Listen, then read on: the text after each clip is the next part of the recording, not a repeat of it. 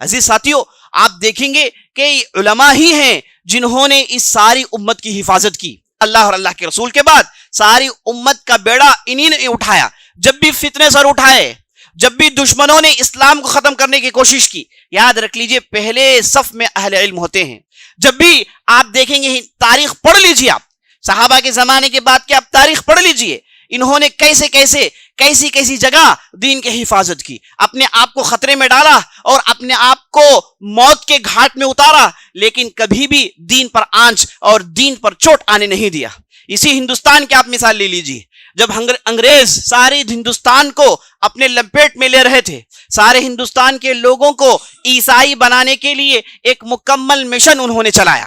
اور آپ کو جان لینا چاہیے، یہ جو انگریز تھے، پورچگیز تھے، یہ جتنے بھی تھے، یہ سب عیسائی مشنری کے ایک حصے دار تھے، اور انہیں وہاں سے بنا کر زمین میں پھیلایا گیا تاکہ اسلام کو پیچھے دھکیلے اور عیسائیت کو پھیلائے.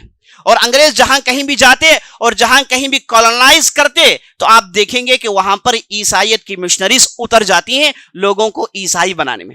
یہی مدراس آپ کے سامنے، آپ جائیے، کتنے ایسے چرچز ہیں، کتنے ایسے ہاسپٹلز ہیں، کتنے ایسے سکولز ہیں، سب کچھ چرچز کے ماتحت ہیں، سب چلانے والے چرچ کے ذمہ دار ہیں، سب کے چلانے والے یہی پادری، یہی پاسٹرز ہیں. اتنی زمینیں انہیں کہاں سے مل گئی؟ اتنی دولت انہیں کہاں سے مل گئی؟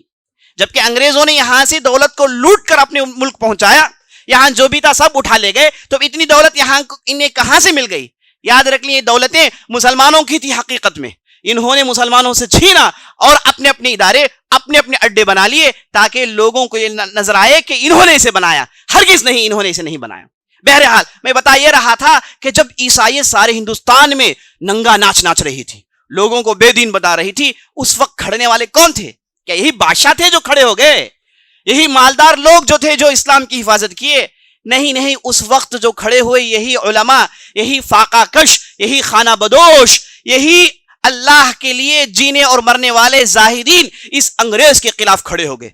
ولی اللہ دہلوی کھڑے ہو گئے، عبدالعزیز دہلوی کھڑے ہو گئے، اور اس کے بعد احمد بریلوی، احمد شاہ اسماعیل شہید جیسے بڑے بڑے علماء. یہ سب علماء ہیں، انہیں کوئی زمین میں حکومت نہیں تھی، یہ کوئی بڑے بڑے مالدار نہیں تھے، یہ کوئی بڑے بڑے تاجر نہیں تھے. ان کے ہاں ان کی مسجد تھی اور ان کے حلقے تھے جہاں اپنے طلباء کو تعلیم دیتے تھے. لیکن جب دشمن آیا، انہوں نے یہ نہیں کہا کہ چلو بھائی بادشاہ تمہارے پاس سب کچھ ہے، تم مقابلہ کرو. فلاں سے نہیں کہا کہ تمہارے پاس دولت ہے، تم مقابلہ کرو، بلکہ یہ خود میدان میں اتر گئے. انہوں نے اپنی جانیں دی. احمد بریلوی شہید، وہ اپنی جان دیتے ہیں.